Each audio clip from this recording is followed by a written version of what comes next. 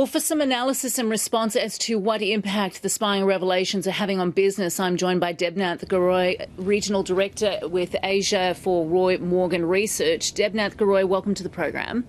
Thank you for having me. Now, in your view, how damaging overall to the Australia-Indonesia relationship are these revelations?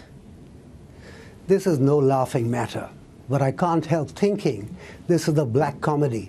You look at both sides of the ditch and you've got our politicians playing to domestic galleries.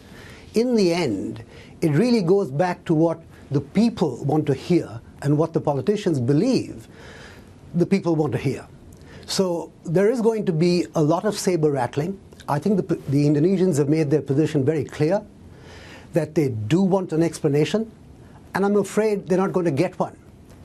In the world that we live in, there are no secrets. Everybody knows this. But in recent days, we're aware of the fact that President Obama has assured Chancellor Merkel that her phone will not be tapped again. I think the Indonesians are looking for something similar, and I wonder why they aren't getting it.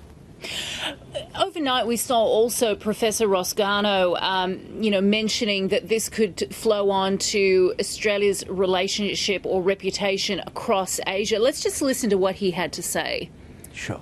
Of all the really populous countries that have big weight in the world, Indonesia, I think, is the only one that listens to Australia seriously and puts big effort at a high leadership level into understanding the detail of what we think.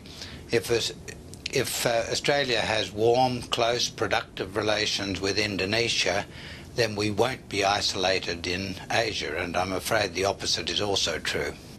Debnath Guharoy, do you think that this could potentially isolate Australia across Asia? Is China paying particular attention to this? I don't think so. In the end, business does get around to doing business, and it will. We're living through a very bad patch. There's going to be a lot of mudslinging. There's going to be media playing this up on both sides, and it isn't going to be easy for the next few days, for the next few weeks perhaps. But what we do know, because we have our ears to the ground, that's the business we're in, we're forever talking to people in business, to people in government, and I know from previous experience that this will, in the end, fade away. Business will get down to doing business, and that is the only real boat we should be talking about. There's a big boat called Indonesia, and we're about to miss it. I think our business needs to understand that we're under a dark cloud. It will pass.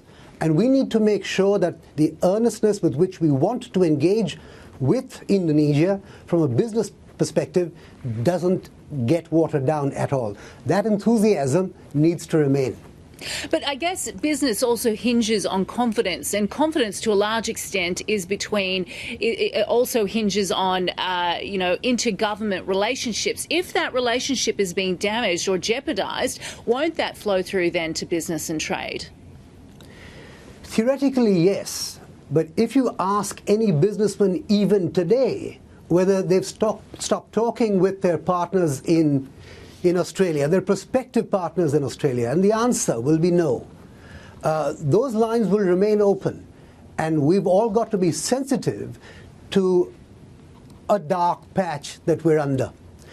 I think it's very important that as far as business goes, we reassure our connections in Indonesia that this is not between us, it is between the politicians of our two countries who are playing through their respective media to their respective domestic audiences.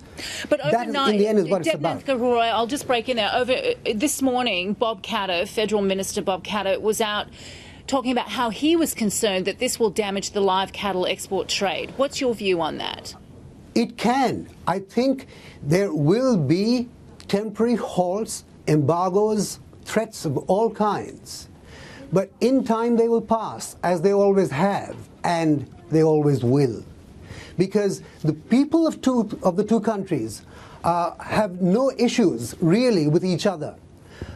What inevitably happens in different periods of time is that our domestic issues light up, they get picked up on the other side, it's fanned, more fuel is poured, and then it dies away till we get to the next one.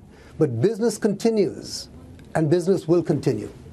Okay, in the recent past, we had the live cattle export ban under the Julia Gillard government. We've also got now the spying allegations, or revelations rather.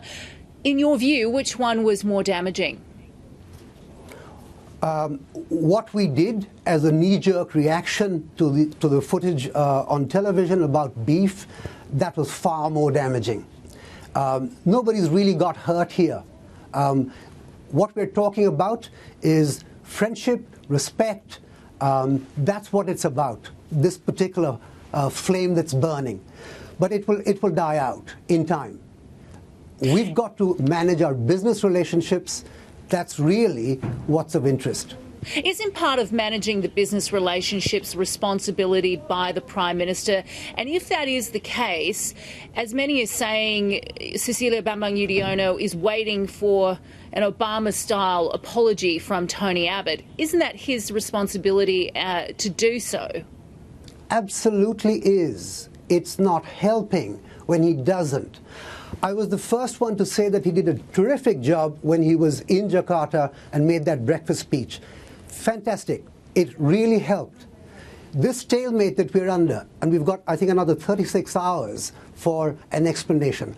I'm hoping that the PM will give the President the same reassurance that the Chancellor received from the President of the US. I really hope so. And if he doesn't, what will happen then? We're going to cop it in the boardrooms. There will be insults traded. We're going to have to keep quiet and bite that bullet. But he could make it a lot easier. So it will make business relations tense then? Uncomfortable, but we'll get on with it. We always do. All right, Debnath Guharoy, the other side of this is obviously the Indonesian side, and Marty Nalagawa, the foreign minister, has been very vocal in his opposition to what has happened. He has said that it is incumbent on Prime Minister Tony Abbott to apologise, but to what extent is this about managing the Indonesian media, the Indonesian constituency going into an election? It's important. Just like votes were important for our election, this has now become an issue. The cabinet, the ministers, the president, who's tweeting every day now, has to. He has no option not to. Because this is an issue. It has to play itself out. And it will. It is. There's no doubt we're going into the G20 next year, 2014. Brisbane will be hosting it. Is this likely to damage that at all? I think this will have been well and truly forgotten by then. We'll have had something else in between, I'm sure. So you don't think it'll overshadow any of the preparations for the G20? I honestly don't think so. Business will continue. It's hit a bump. We've got to lie low. We'll get back to business. Debnath Guharoy, thanks for joining us today. You're welcome. Thank you.